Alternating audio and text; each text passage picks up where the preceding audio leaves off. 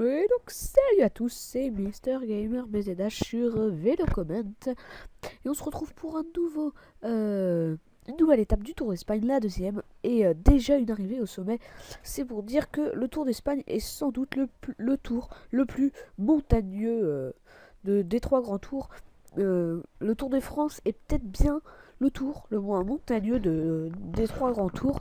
Euh, mais bon, c'est aussi le plus prestigieux, donc ça attire toujours plus de public, même si je pense que c'est le moins difficile. Mais bon. Alors que là en ce moment, il y a une échappée de 3 avec Alex Rasmussen, Aramendia de la Cara Rural. Je vous l'avais dit, la Cara Rural, ils placeront toujours quelqu'un dans l'échappée, enfin généralement. Et Greg Anderson, le coureur de la Lotto Belisol. Il y a 3 minutes 50 d'écart, mais ils ont eu jusqu'à 13 minutes d'avance, mais le peloton ne s'en fait absolument pas, vu qu'il y a une difficulté de 11 km, donc on s'en approche. Plus que 5 km à faire avant le pied de l'ascension. Alors là, c'est la canotte dalle qui roule, je pense, pour Ivan Basso.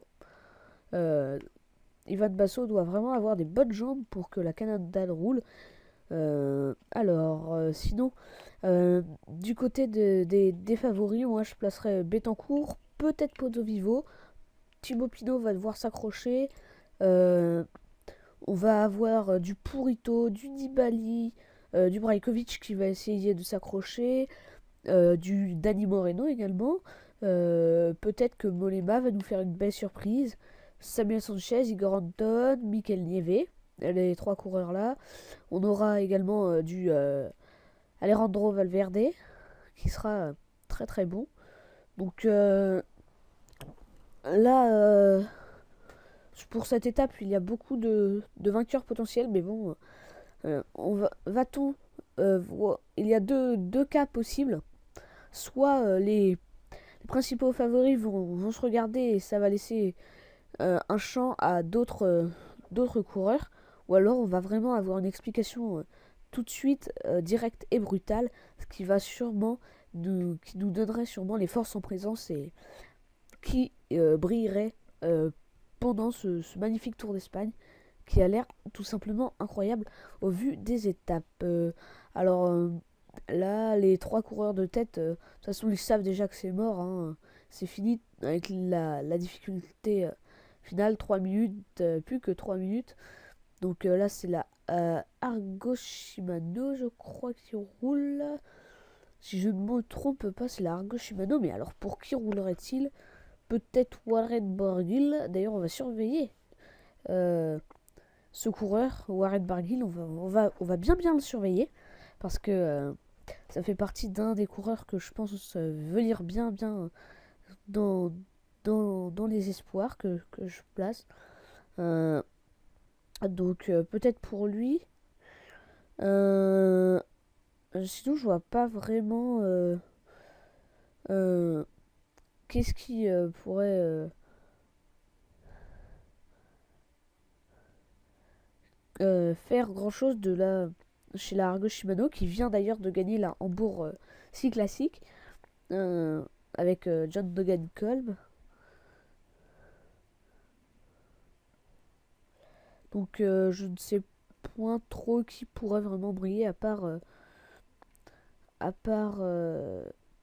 Warren Barguil.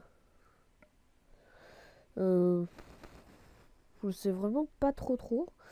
Donc je réfléchis, mais bon. Alors que là, 70 km/h même. Incroyable. C'est que ça va quand même assez vite, hein. Donc du côté de la Argos, il y a Warren Barguil. Euh, Peut-être Chance Van Rensburg. Sinon, je vois pas qui pourrait jouer grand chose pour eux. Alors que là, c'est la formation Radio Shack qui roule. La Radio Shack qui pourrait peut-être rouler pour Ben Hermans, Chris Horner également. ou Kizerlovski ou Zubeldia peut-être. Donc la Sky, on les a vus un peu à l'avant tout à l'heure. Donc eux, ils auront un gros coup à jouer. Les Colombiens ont généralement un gros coup à jouer aujourd'hui avec... ils ont déjà, je crois, hein, 3 Colombiens. Betancourt, déjà. 4 même. Betancourt, Anacona, Henao et Uran. Ces 4 Colombiens, déjà, ils vont pouvoir faire un gros coup aujourd'hui. Pour moi, ce sont tous les 3 des très très bons coureurs. Alors parlons transfert maintenant, avec le départ de Rui Costa, qui va changer d'équipe. Il a été recruté à la Lampre Merida. Il est en fin de contrat. Son contrat n'ayant pas été renouvelé. Seule la Lampre s'est intéressée à lui. Donc pour Rui Costa, c'est direction Lampre. Alors je crois que j'avais un autre transfert à annoncer. Donc je ne sais pas trop. Alors, y a-t-il d'autres transferts dont je suis au courant? Déjà plus qu'1 minute 30. Ils ont déjà perdu 1 minute 30 en 2 km. Donc voilà, là on a les bus des coureurs. Car à mon avis, les bus ne sont pas montés en haut de la difficulté. Vu qu'on arrive quasiment là au pied de cette dernière difficulté. Donc les coureurs devront redescendre, je pense, voilà, 12 km, encore 1 km avant le pied de la dernière difficulté. 1 minute 16 déjà. Non, là c'est inutile, Alex Rasmussen qui roule, mais derrière ça emmène très très gros. C'est inutile de se donner à fond comme ça. Il y a du public, là, Ray Anderson qui se retourne pour voir où en est le peloton par rapport à eux, même si à mon avis je pense que ils savent déjà que l'échappée est vouée à l'échec, même s'ils ont eu jusque 13 minutes d'avance. Là où ils ont pu y croire, hein. Franchement, quand on a 13 minutes, on peut y croire. Donc là, j'ai pas voulu faire les 20 derniers kilomètres parce que ça aurait duré trop longtemps la vidéo, ça fait déjà 7 minutes. Mais là c'est le début de la difficulté. Là c'est bon, la difficulté est lancée. C'est Aramendia qui passe déjà en tête dès le pied. C'est le meilleur grimpeur de cette échappée. Donc que dire d'autre? Le peloton va rouler, va faire un gros écrémage dès le début. Même ils y sont pas encore, ils y sont presque, hein. Voilà, après ils vont prendre le virage. Et voilà, déjà là, ça attaque dur. Ça attaque sec là avec déjà une grosse accélération d'un coureur de la Omega Pharma Quick Step. Peut-être Kevin De Weert ou Tony Martin, je ne sais pas. Il a juste, à mon avis, voulu dynamiter le peloton et c'est très réussi. Il va s'écarter maintenant et laisser place à un coéquipier d'Alejandro Valverde pour la Movistar. À moins que ce soit Alejandro Valverde, mais ça m'étonnerait. Alejandro Valverde est bien positionné. Alors que là, on va passer sous une banderole, je ne sais quoi, publicitaire, je pense, ou une banderole des 11 km peut-être. Oui, une banderole des 11 km. Je n'avais jamais vu ça auparavant pour sortir une phrase intéressante. Alors que là, ça lance là. On a la FDJ qui est très très bien placée là, en 3e et 4e position du peloton. Donc déjà Greg Anderson qui lâche là, hein. C'est tout prévisible. Ramendia qui doit se retrouver tout seul avec Rasmussen. Rasmussen qui est censé être un moins bon grimpeur que Ramendia. Alors que là on a la FDJ qui est très très bien placée en 3e et 4e position avec 2 coureurs. Où sont les AG2R avec Betancourt et Pozzovivo qui a été désigné leader de la AG2R à la place de Betancourt. Betancourt qui a perdu 20 secondes hier sur le contre-la-montre par équipe. Il a été lâché par sa formation, la AG2R, la mondiale. Donc là c'est La Movistar qui roule, qui emmène un très très gros train. Ils ont déjà rattrapé Greg Anderson, alors que là ils ont en point de mire les deux derniers Lascar rescapés de cette échappée. Oh là là, ça rime tout ça. Alors c'est Alex Rasmussen et Aramendia. Euh, le peloton va les avaler tout cru sous l'impulsion de la Movistar. Alors que là, on se ravitaille un peu dans cette petite portion de plat. C'est le moment parfait pour boire un coup ou manger une barre énergétique pour éviter la fringale. Euh, la Movistar qui va vraiment tout donner pour mettre, je pense, Valverde dans des conditions euh, incroyables. Plus que 11 secondes entre le peloton et Aramendia et Rasmussen. Plus que 10 km, je pense, là, désormais. Plus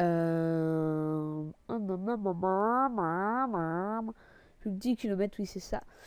Là, ils savent que c'est peine perdue de rouler, alors du coup, ils vont se préparer à se faire rattraper par le peloton. Pardon, je baille, je suis fatigué.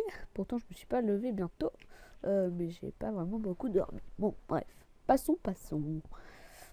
Alors, là, on voit directement le peloton juste derrière. Alex Rasmussen qui relance le Danois devant Aramendia. Mais le peloton est juste là, emmené par les coéquipiers de Alejandro Valverde, avec la FDJ et la Saxo Tinkoff qui sont bien placés. Pour la FDJ, on a deux coureurs. Donc les deux coureurs, à mon avis, ça doit être Arnold Jansson et ou peut-être Kenny Elissonde. Mais à mon avis, il doit y avoir Thibaut Pinot. Ah non, il n'y a pas Arnold Jansson. C'était sur le Tour de France qu'il y avait Arnold Jansson. Donc à mon avis, ça doit être Kenny Elissonde et Thibaut Pinot. Alors que là, la Movistar emmène un train d'enfer. Toujours en tête, Cancellara. Fabien Cancellara qui lâche à son tour. Je ne vois pas pourquoi il est en maillot vert. Là, je ne sais pas. I don't know. Oh, it's bad. Oh, no. Donc, alors. On a toujours Aramendia qui résiste, là, qui est en tête. De toute façon, on le savait. Aramendia était le meilleur grimpeur de cette échappée. Il relance. Les mains au-dessus du guidon. Bien au milieu. Ah non. Pardon, désolé. Là, j'ai vraiment l'air bête. C'est Ahmed Chourouka qui est sorti du peloton. Juste après que Aramendia soit... oh là là, c'est bête pour moi, là.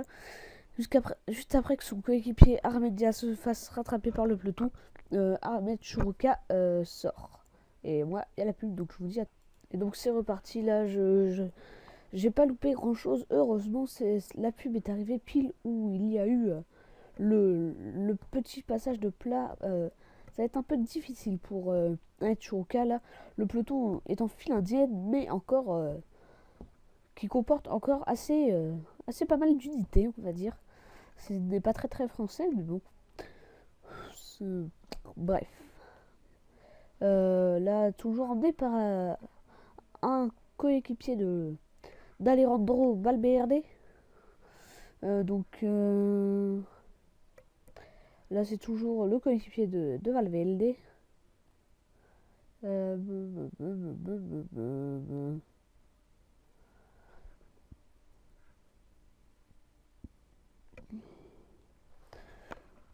La Astana qui s'est enfin replacée bien à l'avant du peloton, avec toujours, à mon avis, Kenny Elissonde et Thibaut Pinot qui sont là. Enfin, il y a encore un FDJ. Peut-être le deuxième est toujours là. Non, je ne vois pas le deuxième FDJ. À mon avis, il doit toujours y avoir Thibaut Pinot, parce que j'ai l'impression, visiblement, à première vue, je pense que c'est Thibaut Pinot, veste ouverte. Là, ça ressemble plus au gabarit de Thibaut Pinot plutôt que celui de Kenny Elissonde. Bayona. Sur le terrain de foot, tiens. Petite rivalité en plus. Ils sont très forts. Ils le mettent un logo de vélo sur un terrain de foot. C'est assez original, on va dire, hein. À 8 km de l'arrivée, kilomètres 100 mètres de l'arrivée. Donc on peut encore compter sur une victoire française de Thibaut Pinot. Je pense qu'on peut compter sur une victoire française de Thibaut Pinot. Alors, 8 km, là, il passe sous le panneau. Il y a aussi Veikkanen en difficulté derrière, alors que là, il y a un Cannondale qui a dû beaucoup travailler, qui est très très en difficulté. Il lâche complètement. Il a complètement éclaté. Veikkanen qui lâche. On a le 192 de la Sky, je n'arrive pas à voir son nom. Mince. Et Veikkanen qui va revenir dans le peloton. Veikkanen qui revient dans le peloton. Et là, on est sur la fin du peloton. Bon, moi, je vais vous dire à tout de suite, j'ai un petit problème. Donc, désolé, je suis bien de retour avec Janez Brajkovic, là. Je ne sais pas, il traîne en queue de peloton. Oui, c'est la queue de peloton, là. Oh, c'est inquiétant, ça, pour Janez Brajkovic. Je ne sais pas qu'est-ce qu'il fait là, le leader actuel du général de cette Vuelta 2013. Et oui, j'ai appris ça. Je sais parler à peu près espagnol. Si, c'est vous les sûr. Donc pourtant la Astana est bien là. On a toujours le coureur de la FDJ, je pense que c'est Thibaut Pinot. On va à 20 km/h. Alors, on a toujours pas mal de monde. Je vois 2 AG2R. Il y a des Cofidis. Et Brajkovic est là. Donc Brajkovic est un peu loin. Igor Donne là. Qui est filmé en ce moment avec Brajkovic juste derrière. Brajkovic qui a l'air plutôt bien, mais qui est mal positionné dans le peloton. C'est assez étonnant. Alors que devant, c'est toujours le coéquipier d'Alejandro Valverde. Donc, je ne sais pas qui est-ce qui roule.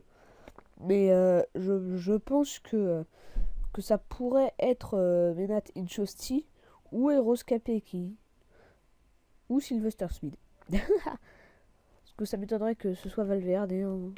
Valverde ne prendrait pas le risque de rouler comme ça. Hein. Donc là, on a le numéro 9, Smith. Donc ce n'est pas Smith qui roule. Donc peut-être Capecchi ou Inchosti. Là on a Samuel Sanchez en queue de peloton. Attention Samuel Sanchez qui est en queue de peloton. Devant on a toujours un FDJ qui tient bien. Qui tient bien. Attention Brajkovic qui est lâché. Brajkovic qui va revenir tout tranquillement. Attention la Yushka Telushkadi qui finit son partenariat déjà d'ailleurs cette année. Attention, Sanchez, Anton lâché. Sanchez et Anton sont lâchés. Anton le 92 et Sanchez, je pense qu'il est juste devant là. Sanchez et Anton lâchés alors que on les voyait déjà comme favoris. Jérôme Coppel également a lâché. Petite déception pour les Français, mais bon. Jérôme Coppel, un peu en deçà de ce que l'on pouvait penser de lui. C'est Samuel Sanchez. Grosse déconvenue là pour l'Espagnol, ancien champion olympique 2008 à Pékin. C'est incroyable quand même. Sanchez et Anton lâchés. Je pense que c'est Nieve qui va recoller là, qui était lâché avec eux. Mais c'est incroyable. Tous aucun Euskadi, pourtant qui arrivait avec une grosse équipe, n'a réussi à tenir dans ce peloton. C'est quand même incroyable. Hein. On a 40 coureurs à peu près, je pense. Hein, 40-50, une cinquantaine de coureurs encore présents dans ce peloton. Mais pas Samuel Sanchez qui a lâché. C'est assez incroyable. Personne ne s'attendait à ça. On le mettait déjà même vainqueur d'étape ou dans les 10 premiers de cette étape. C'est assez étonnant. Donc on en apprendra évidemment de ces nouvelles plus tard. Est-ce que Brajkovic est rentré, ça on ne sait pas. Alors il reste plus que 6 km là avant l'arrivée, donc c'est l'arrivée qui sera un peu plus dure quand même. Là il va y avoir un replat un peu plus ennuyeux malheureusement pour nous, pour nos yeux émerveillés devant ce temps de champion. Alors que la Brajkovic, oui, est bien dans le peloton, il est même très très bien, il est très en forme, mais visiblement il ne soucie pas, alors que là, oui, c'est Mikel Nieve, je crois, c'est Nieve, oui, là, il a la bonne allure, ouais, c'est Mikel Nieve qui s'est accroché, mais Anton et, euh, et Sanchez ne sont plus là. Anton et Sanchez sont lâchés. Ils ont été décramponnés dans ce début d'ascension de cette dernière côte finale, cette dernière ascension, l'ascension finale, oui, plein de mots à dire, vous voyez. Alors, que dire. Alors que là, on a toujours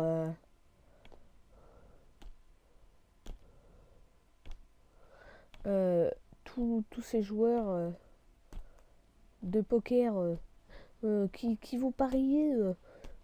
Non, je déconne. Je ne suis pas un parieur. Non, mais c'est parce que sur le site en fait où je capture, et bah blablabla, et bah il y a un truc de pari à côté qui m'énerve.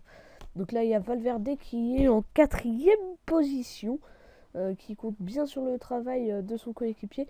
Où est le FDJ? Où est passé notre français de la FDJ? Où est la français? Ouh, pub pour de la bière dont je ne citerai point le nom, bien évidemment.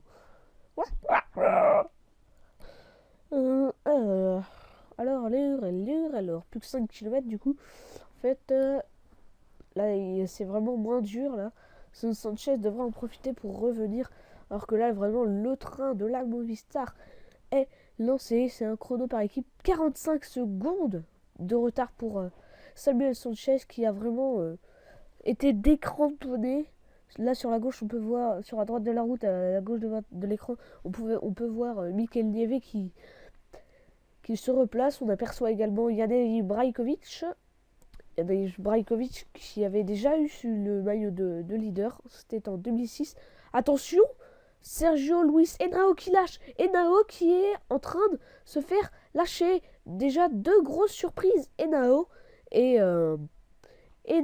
Sanchez et Anton également. Donc 3 grosses surprises ont été lâchées. C'est incroyable. La Movistar, elle, qui est en train d'imposer un énorme tempo là dans cette ascension qui est en train de faire un écrémage incroyable tout simplement. La Movistar, là, ils sont 3 ou 4 même devant Valverde. Valverde est emmené dans une position incroyable. Là, je pense que les coureurs de la Movistar ont entendu la nouvelle que Henao avait lâché. Du coup, ils relancent un coup.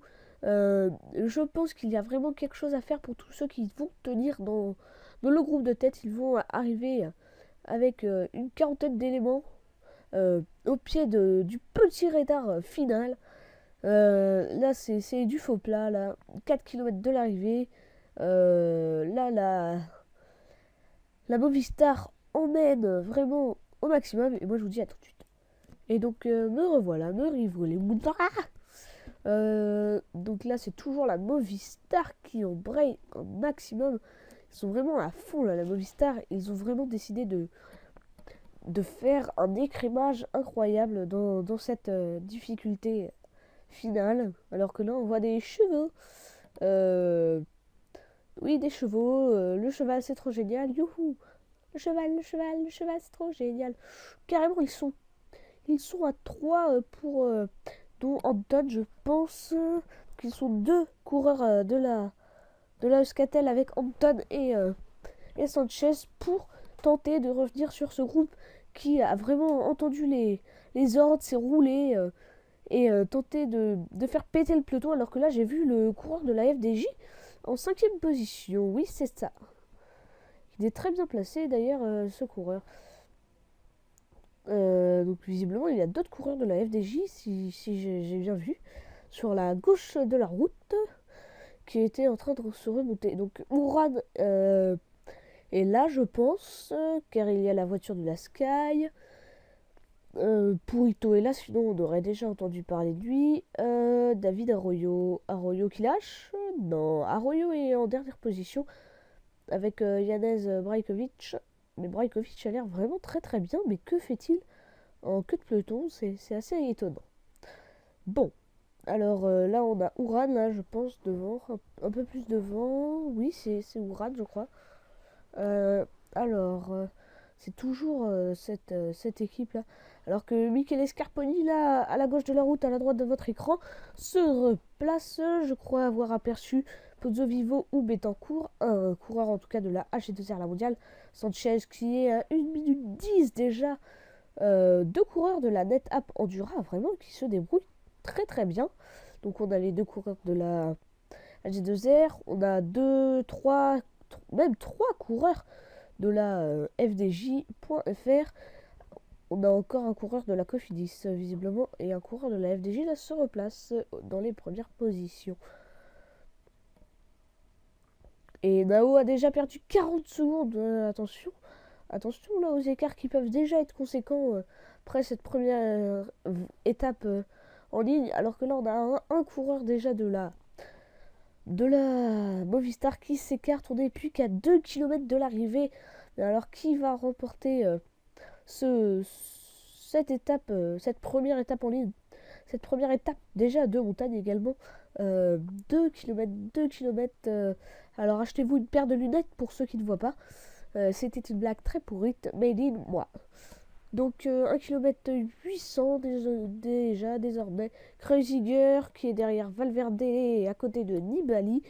Il a dans sa roue, je pense, Rafa Majka, si je ne me trompe pas, avec Ouzarski devant. Ils sont tous là. On a également Thibaut Pinot là, visiblement, qui est encore là. Alors que là, on arrive vraiment dans le petit radar qui va arriver à la fin là. Et là, on va vraiment, à mon avis, avoir droit à des attaques de partout dans ce terrain. Dès là, où la route, où il y a déjà des pentes qui commencent à être de retour, les pentes, qui vont surtout être dans le dernier kilomètre, des grosses pentes. Et là, on va avoir l'explication finale pour la victoire de l'étape. Alors déjà, une attaque d'un coureur de la NetApp Endura, je crois. Oui, c'est peut-être Ouzarski, je ne sais pas. Personne ne va le chercher, personne. La Movistar va rouler derrière, mais attention, ça peut être intéressant là pour une équipe continentale invitée de gagner déjà une étape de montagne, c'est incroyable.